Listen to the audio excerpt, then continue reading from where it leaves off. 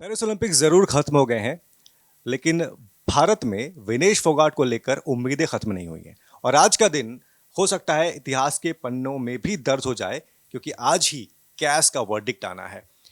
विनेश फोगाट को डिस्क्वालीफाई कर दिया गया था उनके फाइनल बाउट के सुबह, और उसी दिन से तमाम कयास लगाए जा रहे थे कि अब क्या होगा। विनेश फोगाट ने अपील भी की कैस में, और वहां से भी हियरिंग हुई, तमाम प्रोसीजर हुए। अब इंतजार है रिजल्ट का। लेकिन जो टीम विनेश के साथ काम कर रही है, उनसे मैं आपको मिलाता हूँ। मेरे साथ हैं विदुषपत सिंघानिया जी।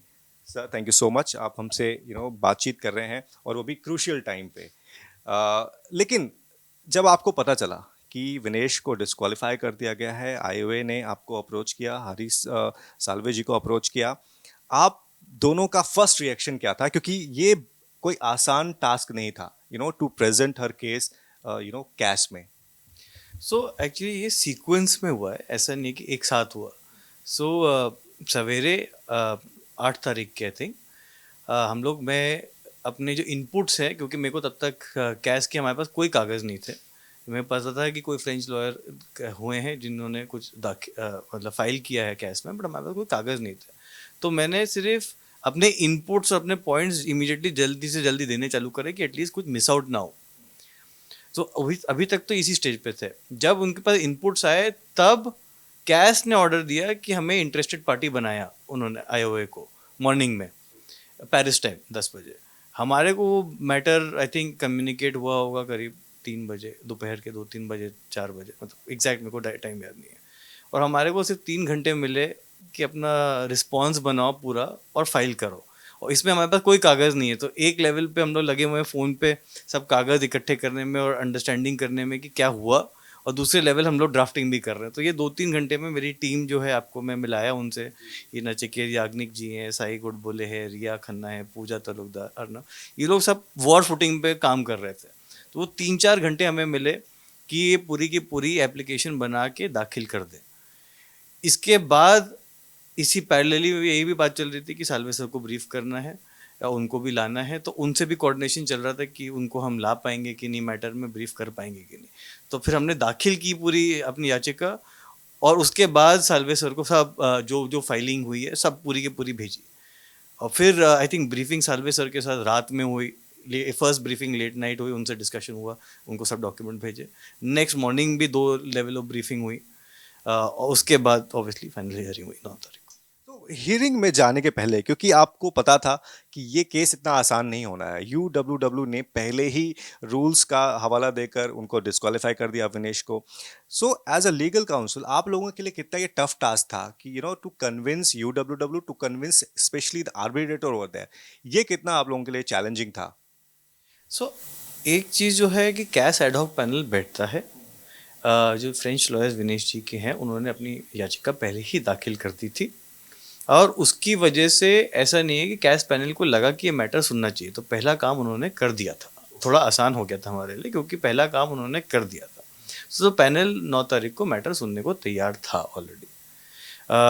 हमारे को बस ये एडिशनल मिल गया क्योंकि उन्होंने हमें पार्टी बना दिया, इंटरेस्टेड पार्टी, और हमें एमिकस बना दिया, तो हम अपनी भी याचिका पूरी दाखिल कर पाए। तो पहले विनेश जी की जो फर्स्ट लेवल में थी वो फैक्चुअल याचिका थी, हम लोग उस पर ज़्यादा लीगल पॉइंट्स पे आए, और वो भी रिकॉर्ड पे आ गए। ओके, सो शायद उस हियरिंग के बाद से, क्योंकि जब हियरिंग हुई तो भारत में एक ना उम्मीद जग गई थी कि यार अब हियरिंग हो गई है, और हम ऐसा मान के चल सकते हैं, क्योंकि कैस एक ऐसा कोर्ट है जो फास्ट ट्रैक कोर्ट है, डिसीजन इमीडिएट आते हैं। हमने पास्ट में भी देखा है कि डिसीजन बहुत ज़्यादा लेट नहीं हुए हैं। यहाँ जब ये डिले शुरू होना होना शुरू हुआ तो उम्मीदें वो बढ़ती गई। So as a legal counsel, do you see any scope, मतलब कुछ चांसेस हमारे बन सकते हैं? मैं आपके ना उस डीप इनसाइड नहीं जा रहा हूँ इन्फॉर्मेशन, लेकिन अगर आप कुछ जानकारी दे। सर उम्मीद तो है, इसीलिए इतनी मेहनत करी है और इसीलिए याचिका दाखिल करी और आर्ग्यू किया है। तो उम्मीद तो है, सबको ही है। आपका ये राइट है कि कैश पैनल 24 घंटे में, उनको टाइम लिमिट है under the ad hoc panel rule में कि उनको टाइम ऑर्डर देना है। द मैटर कि वो बार बार एक्सटेंड कर रहे हैं मीन्स वो इस मैटर के बारे में सीरियसली सोच रहे हैं। तो सोचे रहे हैं, जज मैडम जज आर्बिट्रेटर हैं, सोच रही हैं, तो अच्छा ही है। अच्छा, ये बिल्कुल, और उम्मीदें भी भी यही है जितना, क्योंकि ये डिले हो रहा है तो उम्मीदें बढ़ रही हैं। अच्छा, कुछ ऐसे पॉइंट्स थे ना यूडब्ल्यूडब्ल्यू के, क्योंकि यूडब्ल्यूडब्ल्यू ने पहले बोला था कि ये disqualification as per the rules है। अब यहाँ ड्यूरिंग द हियरिंग या फिर आप लोगों से जो डॉक्यूमेंट्स बाद में मांगे गए, क्या यूडब्ल्यूडब्ल्यू ने कुछ और भी रूल्स का हवाला दिया या फिर आप लोगों ने कुछ रूल्स का हवाला दिया जिसको ध्यान में रखकर ये आधार बनाया गया कि इस आधार पर विनेश को ज्वाइंट सिल्वर देना चाहिए? कुछ ऐसी चीजें हुई? सर वो तो मैटर ऑफ आर्ग्यूमेंट्स हैं, वो जब आज ऑर्डर आ जाएगा तो इसके बारे में बात कर लेंगे, अभी इसके बारे में बात नहीं कर सकते। Okay, so last few questions to you. आपने बहुत सारे एथलीट्स के केसेस पहले लड़े हुए हैं, मैंने आपको देखा है। आप कितने होपफुल हैं, है ना? क्योंकि आप वहाँ पर थे, और अगर कंपैरिजन किया जाए, ठीक है, आपको ये कह सकते हैं कि कैस का केस अलग है, बाकी जो आपने केसेस लड़े हैं वो अलग है। आप कितने होपफुल हैं? सर कैश में भी मैंने केसेस पहले लड़े हुए हैं। कैश में सक्सेस के रेट काफ़ी लो होते हैं, एंड इस मैटर में तो आप एक लैंडमार्क डिसीजन मांग रहे हैं पैनल और आर्बिट्रेटर से, तो थोड़ा मतलब मुश्किल है, बट होपफुल है कि कुछ हो जाए। अच्छा, आपको ये भी लगता है कि अगर विनेश का ये एक्सेप्ट हो जाता है अपील, तो गोइंग फॉरवर्ड रेसलिंग की दुनिया में एक बड़ा चेंज होगा? क्योंकि ऐसा भी हो सकता है कि अगर उनको रिलैक्सेशन यहाँ पे मिल रहा है, उनको एक जॉइंट सिल्वर दिया जाता है, तो आगे यूडब्ल्यूडब्ल्यू भी अपने रूल्स में चेंज कर से करेगा और उसको ध्यान में रखेगा कैस के वर्डिक्ट के आधार पर। सो ये तो वर्डिंग की जो लिखा हुआ आएगा उस पर डिपेंड करेगा कि क्या हो सकता है और क्या नहीं हो सकता है। अभी तो इट इज़ टू अर्ली इसमें कमेंट करने के लिए कि क्या होएगा। वकालत में सर क्या आता है लिखा ऊपर ऊपर और क्या उसकी डिटेलिंग होती है, उस चीज़ पे डिपेंड करता है, तो अभी इसके लिए वेट करना पड़ेगा। राइट। मेरा आखिरी सवाल है आपसे, क्योंकि विनेश वहाँ पर वर्चुअली मौजूद थी, विनेश ने अपने केस को कैसे प्रेजेंट किया? क्या वो चूंकि वो इमोशनली ब्रेकडाउन भी उनका हो चुका था, क्योंकि वो उनको पता था यार मैं जीत रही हूँ, लेकिन अब डिस्क्वालिफिकेशन, फिर कोर्ट जाना एक एथलीट के लिए आसान नहीं होता है। वो जाता है किसी भी टूर्नामेंट में मेडल जीतने के लिए, लेकिन जब वो मैट से उतरता है, कोर्ट तक का दरवाज़ा खटखटाना, क्या था वहाँ पर विनेश का? आप अगर कुछ उसके बारे में बता। सर ये इन कैमरा प्रोसीडिंग थी कैश की, सो जो विनेश जी का स्टेटमेंट है आई कैन नॉट, मैं इसके बारे में बोल नहीं सकता, चाहे उनके इमोशन जो हो या उनके स्टेटमेंट के हो। मैं अभी उसके बारे में कुछ इन कैमरा हियरिंग के बारे में मैं कुछ नहीं बोल सकता, सॉरी।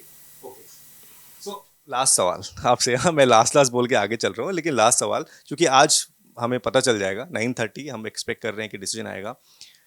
अगेन भारत आपको देखेगा थोड़ी देर में, और देख रहा है। क्या कहेंगे आप इंडिया से विनेश को लेकर?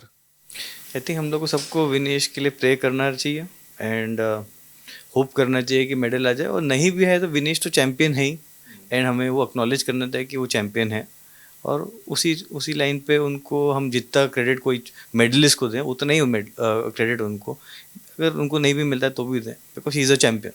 सो ये थे विदेशपर सिंघानिया जी, जिनका कहना था कि मेडल आए तो बहुत अच्छा, और नहीं आए तो विनेश को निराश होने की ज़रूरत नहीं है, क्योंकि विनेश ऑलरेडी एक चैंपियन है। हम उम्मीद यही करते हैं कि शाम को कैस का जो फैसला आएगा वो हमारे और विनेश के पक्ष में आएगा।